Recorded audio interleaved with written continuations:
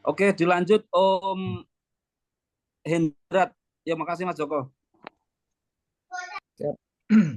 Terima kasih, selamat malam Mas Riko, Malam. Om Ya, Ari, Mas Joko, Om Joko. Saya sih cuma pengen Yo.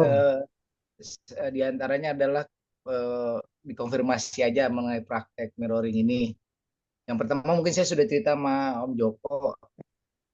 Saya Ya. kan biasa sebelumnya itu kadang misalnya kalau meditasi itu kan kita merem. Nah, buat saya memang mirroring ini wah, cara aneh, tapi ya seru juga gitu. Saya praktek pertama itu saya liatin muka mata fokus apa segala macam, ya ada hasilnya. Besoknya itu tiba-tiba saya nggak pakai kacamata karena kalau Hmm.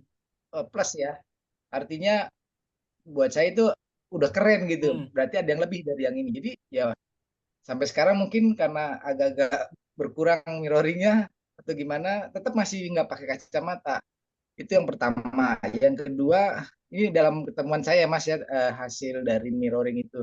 Artinya kan ini masih berproses. Saya tahu saya punya konsep, hanya sekedar konsep, tapi tetap harus dalam praktek kan. Dan yang kedua adalah pengalaman ketika malamnya sudah mirroring, di siang hari itu saya ada pikiran was-was, cemas. Saya coba praktek merasakan, bukan memikirkan. Jadi, oh, ada di jantung, ada tes itu saya terima, saya apa, tiba-tiba ada jus keluar rasanya sensasi seperti itu. Dan itu tidak terjadi biasanya kalau saya punya pikiran cemas, bayangan apa, seringnya terjadi Mas gitu loh. Makanya apakah kita ketika ada sesuatu itu kita rasakan dulu ya, entah di hati, di mana sensasi. Kalau saya mungkin sensasi lebih ke di dada lah gitu Mas gitu ya. Dan yang ketiga nih, yang satu lagi, setelah mirroring di malam hari ketika saya turun tangga itu, saya kayak ada sekilas beberapa detik, loh ini kok kayak tangga baru gitu loh. Nah, ya mungkin itu hanya pertanyaan-pertanyaan yang mungkin masih tetap sensasi atau gimana gitu Mas. Terima kasih. Kasih Om. Oke, jadi Mantap. udah benar mirroringnya, jadi bisa dilanjut. Untuk yang kedua tadi udah benar juga, ya udah tinggal disadari, dirasakan emosinya, dirasakan sensasi fisikalnya. Dan untuk yang ketiga itu pertanda yang bagus. Jadi ketika kita hadir sebagai kesadaran, segalanya akan terasa baru. Wah, jangan Itu itu ya. Cuman emang berapa itu detik bagus, doang itu Mas? bagus. Berapa detik doang itu saya Heeh. ngerasain. Ih, kok Hmm. padahal kan biasanya kita masuk keluar udah puluhan tahun biasa aja, ini kayak loh, Hmm. ini kayak tangga kayak baru gitu. Hmm. Cuman detik Kayak doang gitu. iya, kayak di state wonder lah, Iya, iya, iya. takjub. Iya, betul Mas, begitu kayak Heeh. padahal Nah ya itu ketika pas open sudah awareness. pas sudah itu, ini kan tangga-tangga rumah gua kok kayak ada yang baru gitu. Cuman ya balik Nah, lagi mungkin itu pikiran kali ya. Salah. hanya balik kan, posisinya balik Hmm, sebagai pikiran. Nah, harusnya sekarang enggak ya gimana Mas. cara stay di situ lama sehingga kita selalu takjub kan gitu kan. Nah, itu Mas. Poinnya kan Siap, di situ aslinya. siap. Saya mungkin sementara itu dulu. oke. Iya. Ya, terima Walaupun kasih Pak. sebenarnya masih banyak, cuman saya gantian yang lain dulu. Ya, ya, Kasih Om. Lanjut Ya. Mas. ya. Om, kasih Om. Sekarang ganti Mas Denil. Nanti habis ini Mas Denil, Bu Solbia. Halo semuanya. Hai. Halo. Izin Mas Joko, Mas Hari. Oh, ya Om. Saya mau nyampein pertanyaan-pertanyaan yang masuk ke saya nih, Mas Riko. Ah, Kebetulan ketiga, mungkin nanti saya cicil aja. mhm. Saya mulai yang pertama dulu. Mas, saya pernah memulai usaha. Bisa dibilang sukses. Karena kurang lebih saya bisa menghasilkan keuntungan ratusan juta. Tapi ketika saya mencoba mencapai angka miliaran, saya malah bangkrut, bahkan minus. Nah, dalam sisi kesadaran, kira-kira apa yang salah dari saya ya, Mas? Berikut, Mas, pertanyaan yang masuk. Oke.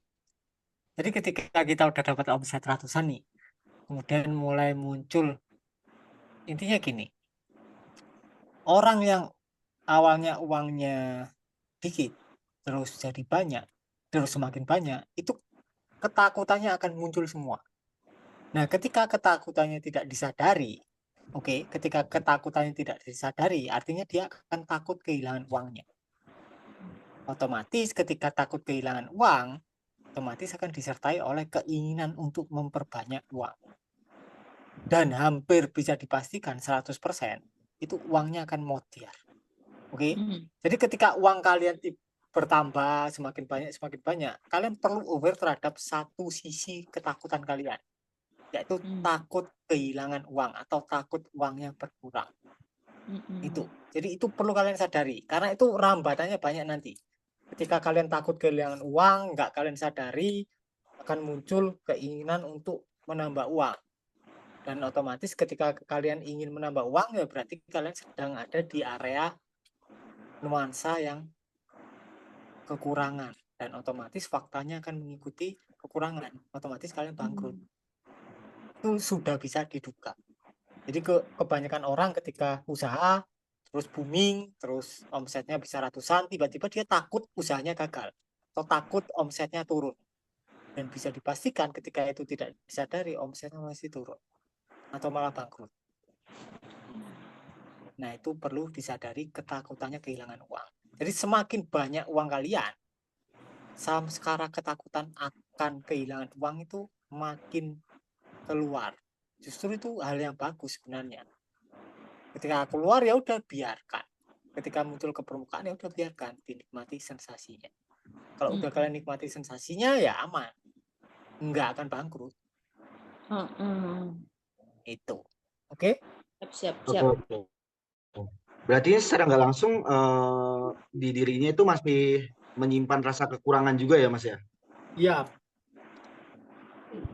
Betul. Oke Mas, ini lanjut ke pertanyaan kedua. Mas, saya ada hutang sekitar 846 jutaan. Banyak. Dirasa itu gimana? Saya malah lari. Saya takut ditagih dan saya kebingungan dengan cara apa untuk membayarnya.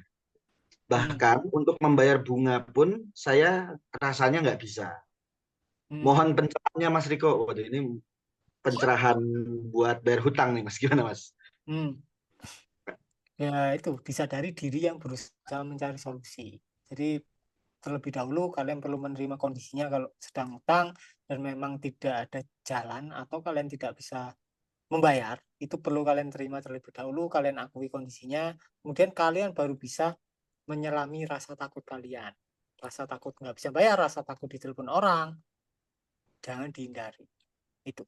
Jadi ada kasus temennya Om Joko, dia hutang ke orang, hutangnya dikit, hutangnya beneran dikit, nggak sampai puluhan juta, dikit lah.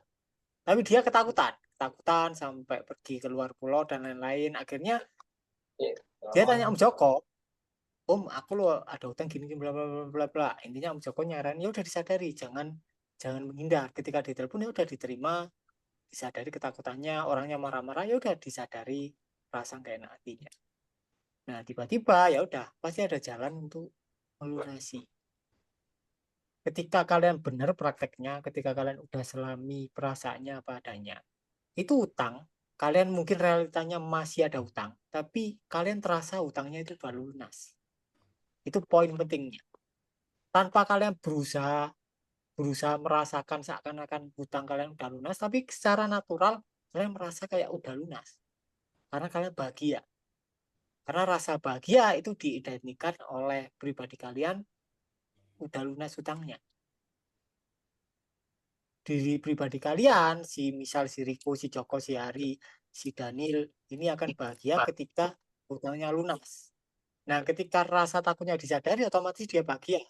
Danielnya hilang. Kemudian pelan-pelan pasti lunas.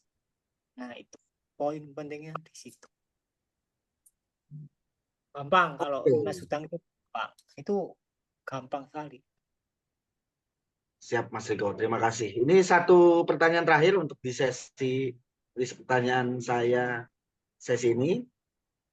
Jadi saya saat ini sudah di titik bisa mendapatkan dan punya saldo bersih sekitar 1 M Om. Kenapa ya 2 tahun ini saya nggak bisa masuk ke angka 2 M bahkan lebih. Nah yang perlu saya sadari ini sebenarnya apa sih Om? ya rasa ya keinginannya perlu disadari.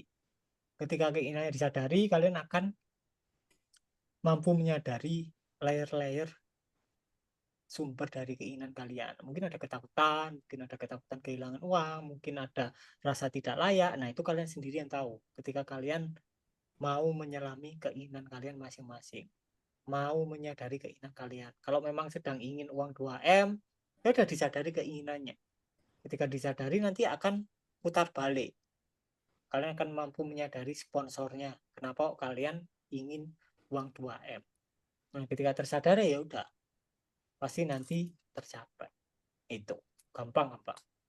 Oke, berarti sebenarnya tuh pertanyaan nomor 1 dan 3 ini tuh udah sempat terjawab juga di konten YouTube Letting In kita, yang mana waktu itu kita bahas semakin uang dikejar, semakin lari. Bener ya Om ya? Iya, Oke. makanya aslinya itu orang-orang tuh perlu mirroring itu sih. Kembali lagi ke mirroring Gampangannya. ya. Oke. Iya. Oke, untuk di sesi saya sekarang cukup 3 pertanyaan ini dulu. Monggo yang lain kalau mau tanya. Terima kasih Mas Ini Diko. ya. Sama-sama.